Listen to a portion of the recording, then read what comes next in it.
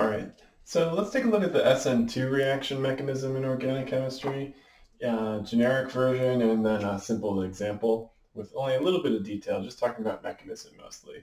So in general, we've got two things. We have a leaving group, which is any atom that the bond can be broken and lost, and a nucleophile, something negative or partial negative that has an electron pair to donate.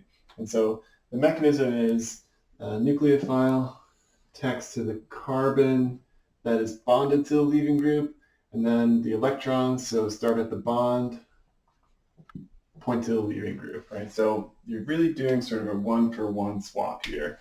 So our 1, 2, 3 carbon skeleton hasn't changed.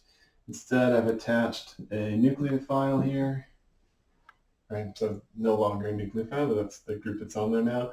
And then a leaving group has come off, and in this case, I'll give it the negative charge, right? So those just, in general, those are the arrows that we'll always have for SN2.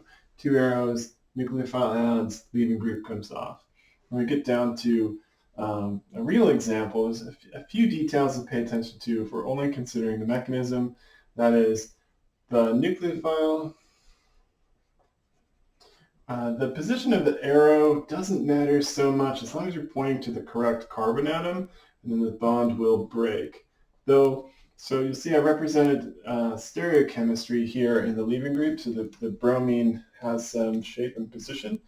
And so it has three-dimensional information here. And so for an SN2 reaction, recall that the nucleophiles I was coming in sort of on the opposite end of the bromine, or the opposite of the leaving group.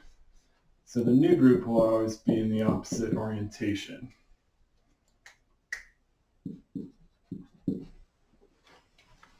Right, but again, same arrow pattern, nucleophile to carbon, break the bond, nucleophile to carbon, break the bond. That's SN2.